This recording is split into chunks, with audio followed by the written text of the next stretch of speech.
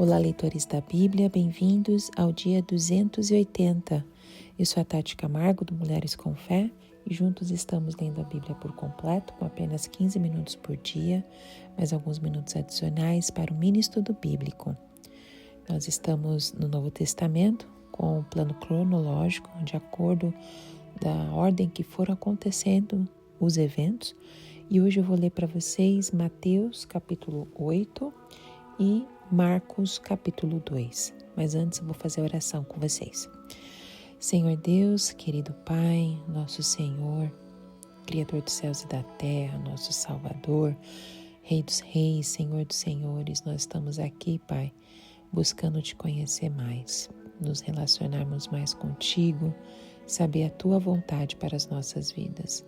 Pedimos para que o Senhor esteja conosco na leitura de hoje, que o teu Espírito Santo nos ensine, nos dando compreensão, sabedoria, entendimento da tua palavra.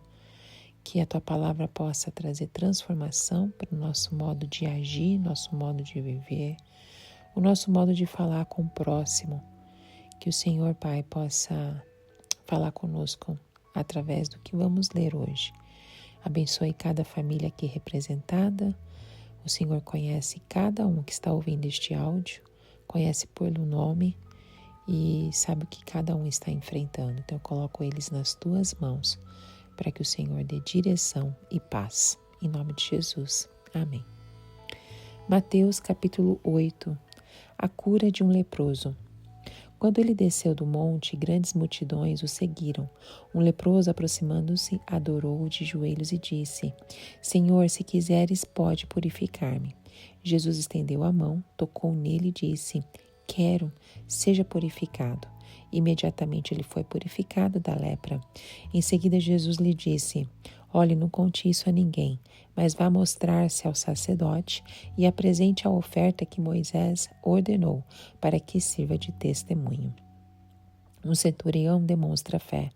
Entrando Jesus em Cafarnaum, dirigiu-se a ele um centurião, pedindo-lhe ajuda, e disse: Senhor, meu servo está em casa, paralítico, um terrível sofrimento.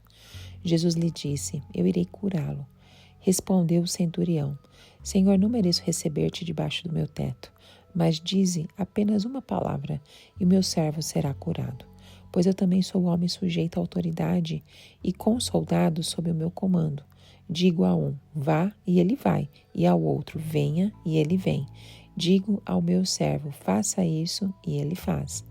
Ao ouvir isso, Jesus admirou-se e disse aos que o seguiam: Digo-lhes a verdade, não encontrei em Israel ninguém com tamanha fé. Eu lhes digo que muitos virão do Oriente e do Ocidente e se sentarão à mesa com Abraão, Isaque e Jacó no reino dos céus. Mas os súditos do reino serão lançados para fora, nas trevas, onde haverá choro e ranger de dentes. Então Jesus disse ao centurião: Vá, como você creu, assim lhe acontecerá. Na mesma hora o seu servo foi curado. O poder de Jesus sobre os demônios e as doenças. Entrando Jesus na casa de Pedro, viu a sogra deste de cama com febre. Tomando-a pela mão, a febre a deixou e ela se levantou e começou a servi-lo. Ao anoitecer, foram trazidos a ele muitos endemoniados, e ele expulsou os espíritos com uma palavra e curou todos os doentes. E assim se cumpriu o que fora dito pelo profeta Isaías. Ele tomou sobre si as nossas enfermidades e sobre si levou as nossas doenças. Quão difícil é seguir Jesus. Quando Jesus viu a multidão ao seu redor, deu ordens para que atravessassem para o outro lado do mar. Então o mestre da lei aproximou-se e disse: Mestre, eu te seguirei, por onde quer que fores. Jesus respondeu: As raposas têm suas tocas e as aves do céu têm os seus ninhos, mas o Filho do Homem não tem onde repousar a cabeça. Outro discípulo lhe disse: Senhor, deixe-me ir primeiro sepultar meu pai. Mas Jesus lhe disse: Siga-me e deixe que os mortos sepultem os seus próprios mortos. Jesus acalma a tempestade. Entrando ele no barco, seus discípulos o seguiram. De repente, uma violenta tempestade abateu-se sobre o mar, de forma que as ondas inundavam o barco. Jesus, porém, dormia. Os discípulos foram acordá-lo, clamando: Senhor, salva-nos, vamos morrer. Ele perguntou: por que vocês estão com tanto medo, homens de pequena fé? Então ele se levantou e repreendeu os ventos e o mar, e fez-se completa bonança. Os homens ficaram perplexos e perguntaram: quem é este que até os ventos e o mar lhe obedecem? A cura de 2 endemoniados. Quando ele chegou ao outro lado da região dos Gardarenos, foram ao seu encontro 2 endemoniados, que vinham dos sepulcros. Eles eram tão violentos que ninguém podia passar por aquele caminho. Então eles gritaram: que queres conosco, filho de Deus? Vieste aqui para nos atormentar antes do devido tempo? A certa distância deles estava pastando uma grande manada de porcos. Os demônios imploravam a Jesus: se nos expulsas, manda-nos entrar naquela manada de porcos. Ele lhes disse: vão. Eles saíram e entraram nos porcos, e toda a manada atirou-se precipício abaixo, em direção ao mar, e morreu afogada. Os que cuidavam dos porcos fugiram, foram à cidade e contaram tudo, inclusive o que aconteceram aos endemoniados. Toda a cidade saiu ao encontro de Jesus, e quando viram-lhe, suplicaram-lhe que saísse do território deles. Marcos capítulo 2. Jesus cura um paralítico. Poucos dias depois, tendo Jesus entrado novamente em Cafarnaum, o povo ouviu falar que ele estava em casa. Então muita gente se reuniu ali, de forma que não havia lugar nem junto à porta, e eles lhe pregavam a palavra. Vieram alguns homens, trazendo-lhe um paralítico, carregado por 4 deles. Não podendo levá-los até Jesus por causa da multidão, removeram parte da cobertura do lugar onde Jesus estava, e pela abertura no teto, baixaram a maca em que estava deitado o paralítico. Vendo a fé que eles tinham, Jesus disse ao paralítico: filho, os seus pecados estão perdoados. Estavam sentados ali alguns mestres da lei, raciocinando em seu íntimo: por que esse homem fala assim? Está blasfemando. Quem pode perdoar pecados a não ser somente Deus? Jesus percebeu logo em seu espírito que era isso que eles estavam pensando e lhes disse: por que vocês estão remoendo essas coisas em seu coração? Que é mais fácil dizer ao paralítico: os seus pecados estão perdoados, ou levante-se e pegue sua maca e ande? Mas, para que vocês saibam que o Filho do Homem tem na terra autoridade para perdoar pecados, disse ao paralítico: eu lhe digo, levante-se, pegue a sua maca e vá para casa. Ele se levantou, pegou a maca e saiu à vista de todos, que, atônitos, glorificaram a Deus, dizendo: nunca vimos nada igual. O chamado de Levi. Jesus saiu outra vez para a beira-mar. Uma grande multidão aproximou-se e ele começou a ensiná-los. Passando por ali, viu Levi, filho de Alfeu, sentado na coletoria, e disse-lhe: siga-me. Levi levantou-se e o seguiu.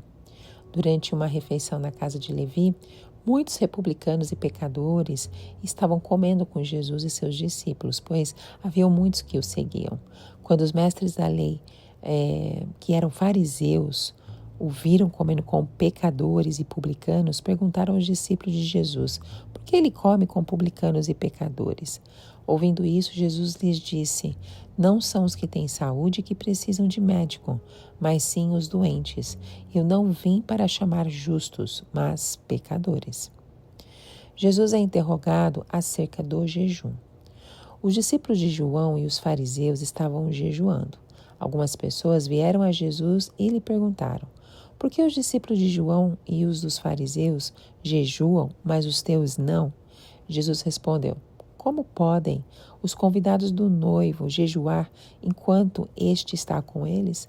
Não podem enquanto o tem consigo. Mas virão dias quando o noivo lhes será tirado, e nesse tempo jejuarão.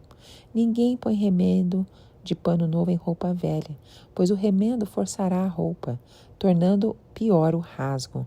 E ninguém põe vinho novo em vasilha de couro velha. Se o fizer, o vinho rebentará a vasilha, e tanto o vinho quanto a vasilha se estragarão. Ao contrário, põe-se vinho novo em vasilha de couro nova. O Senhor do Sábado. Certo sábado, Jesus estava passando pelas lavouras de cereal. Enquanto caminhavam, seus discípulos começaram a colher espigas. Os fariseus lhe perguntaram: olha, por que eles estão fazendo o que não é permitido no sábado? Ele respondeu: vocês nunca leram o que fez Davi quando ele e seus companheiros estavam necessitados e com fome? Nos dias do sumo sacerdote Abiatar, Davi entrou na casa de Deus e comeu os pães da presença, que apenas aos sacerdotes era permitido comer, e os deu também aos seus companheiros. E então lhes disse: o sábado foi feito por causa do homem, e não o homem por causa do sábado. Assim, pois, o Filho do Homem é Senhor, até mesmo do sábado. Amém. Bom, Mateus 8, não sei se vocês perceberam, mas nós pulamos alguns capítulos de Mateus, porque nós estamos lendo de acordo da ordem dos eventos como foram acontecendo, é o método cronológico. Então, neste capítulo, a primeira narrativa que lemos, foi a cura de um leproso, que também já lemos em Marcos, capítulo 1, e também em Lucas, capítulo 5. E nós estamos lendo aqui a visão de como o Evangelho de Mateus escreveu sobre a cura de um leproso. Isso acontece muito nos Evangelhos. Nós vamos ver algumas histórias que parece que eu já li essa história, mas porque cada evangelho tem uma visão diferente, traz um detalhe a mais, e é importante nós lermos a visão de cada um. Bom, esse capítulo nos mostra demonstrações práticas do poder e da autoridade de Jesus. Aqui Mateus reúne uma série de milagres e encontros que revelam a identidade do Messias de uma maneira bem concreta. Cada detalhe aponta para o cumprimento das Escrituras e a compaixão de Jesus. Mateus escreve para um público majoritariamente judeu, e a sua intenção, desde o primeiro capítulo, é mostrar que Jesus é o Messias prometido.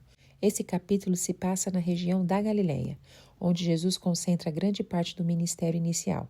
Cafarnaum se torna o ponto central de suas atividades, enquanto os milagres servem como confirmação tanto para os judeus quanto para os gentios de que o reino de Deus havia chegado. Por que a cura do leproso é tão significativa? Porque, segundo a lei, o leproso era considerado impuro e deveria manter distância. Levítico capítulo 13. No entanto, esse homem demonstra fé e humildade ao dizer: Senhor, se quiseres, pode purificar-me. O toque de Jesus quebra o padrão social e religioso. Quero que seja purificado. Imediatamente, a lepra desaparece.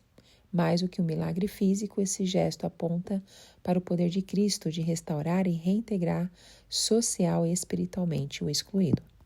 A história do centurião, da fé do centurião, que impressiona muito Jesus, ela também está registrada em Lucas capítulo 7. Nós não lemos ainda, então essa é a primeira vez que nós estamos lendo.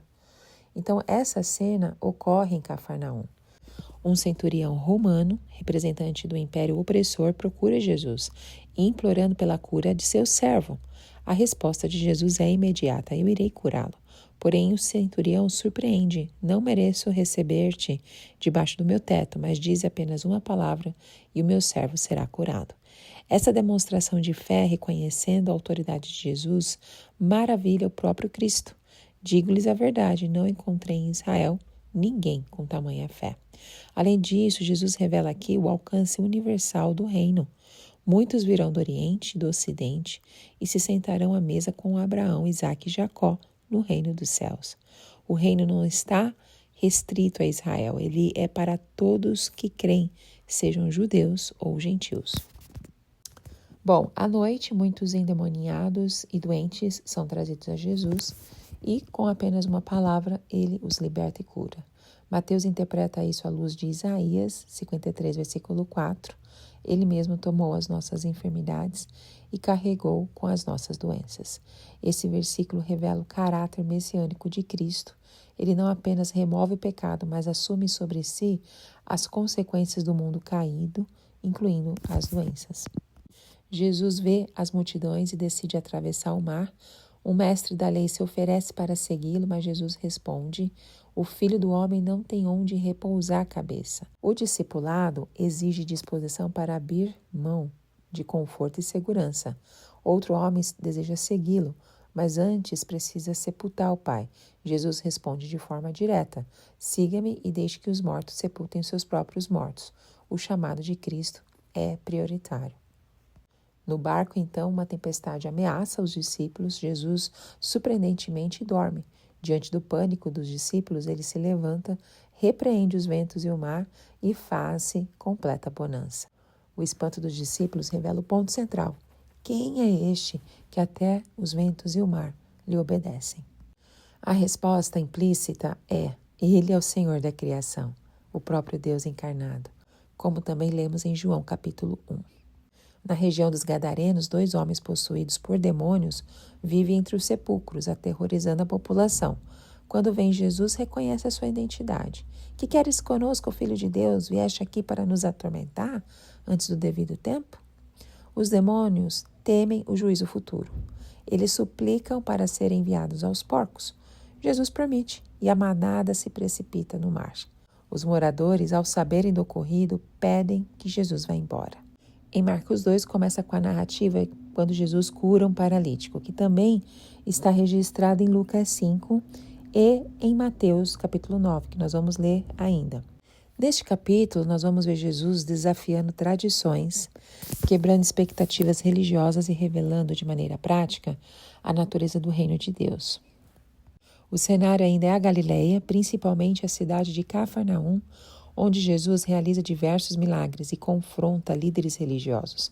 Essa região era dominada pelo Império Romano e o clima social era de opressão, expectativa messiânica e forte influência das tradições judaicas, especialmente dos fariseus e escribas. Jesus se apresenta como o Filho do Homem, o médico das almas, o noivo da nova aliança e o Senhor, até mesmo do sábado. Títulos que para os judeus daquele tempo eram carregados de significado e provocação. 4 homens trazem um paralítico, mas por causa da multidão, precisam abrir o telhado e descer o doente até Jesus. Essa cena demonstra uma fé ousada, prática e determinada. Ao ver a fé deles, Jesus diz algo surpreendente. Filho, seus pecados estão perdoados. Essa declaração gera escândalo entre os mestres da lei. Eles pensam, quem pode perdoar pecados a não ser somente Deus? E eles estavam certos, teologicamente falando.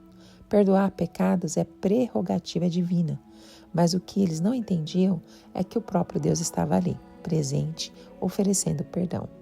Jesus, conhecendo seus pensamentos, desafia. Que é mais fácil dizer ao paralítico? Seus pecados estão perdoados ou levante-se e pegue sua maca e ande? Para comprovar sua autoridade, ele realiza um milagre visível. O paralítico se levanta, pega sua maca e sai andando, deixando todos atônitos. Jesus então caminha à beira-mar e chama Levi, um cobrador de impostos, para segui-lo. Levi abandona sua profissão lucrativa e organiza um banquete em sua casa, reunindo publicanos e pecadores. Essa atitude também escandaliza os fariseus, porque ele come com publicanos e pecadores. Na cultura judaica, compartilhar uma refeição era sinal de comunhão e aceitação. Comer com pessoas mal vistas pela sociedade era para os religiosos um sinal de impureza e conivência com o pecado. Mas Jesus responde com sabedoria e graça. Não são os que têm saúde que precisam de médico, mas sim os doentes. Eu não vim para chamar justos, mas pecadores. Ele se apresenta como médico das almas, aquele que veio buscar e salvar os perdidos. Enquanto os discípulos de João e os fariseus jejuam, os de Jesus não fazem. Isso gera também questionamentos. E Jesus usa a metáfora do casamento. Como podem os convidados do noivo jejuar enquanto este está com eles? Enquanto o noivo, que é Cristo, está presente, o momento é de alegria, não de luto. Mas ele também anuncia que o tempo de separação virá, uma referência à sua morte. Em seguida, Jesus conta 2 parábolas, o remendo novo em roupa velha e o vinho novo em odres velhos. Ambas ilustram a mesma verdade. O reino de Deus não se encaixa nas estruturas religiosas antigas. No sábado, então, os discípulos de Jesus colhem espigas para matar a fome e os fariseus os acusam de violar a lei sabática. Jesus responde citando o episódio de Davi, que em necessidade comeu os pães da presença, registrado lá em 1 Samuel 21. Com isso, ensina que a necessidade humana está acima dos rituais religiosos. Ele conclui com 2 afirmações impactantes. O sábado foi feito por causa do homem e não o homem por causa do sábado. E também ele diz assim, o Filho do Homem é o Senhor, até mesmo do sábado. Jesus reivindica a autoridade não sobre as interpretações humanas da lei, mas sobre o próprio sábado, instituído por Deus. Amém. Quantos ensinamentos! E aqui, tudo que nós lemos em Marcos 2, em Mateus 8, nos conecta no restante das Escrituras. Esse capítulo em especial nos ajuda a enxergar a Bíblia como uma grande história conectada. O perdão dos pecados anunciado aqui se concretiza na cruz e ressurreição de Jesus. Mateus 27. O convite aos pecadores ecoa na palavra de Paulo em Romanos 5, onde aprendemos que Cristo morreu pelos ímpios. O vinho novo do reino será plenamente servido no banquete final, descrito em Apocalipse 19.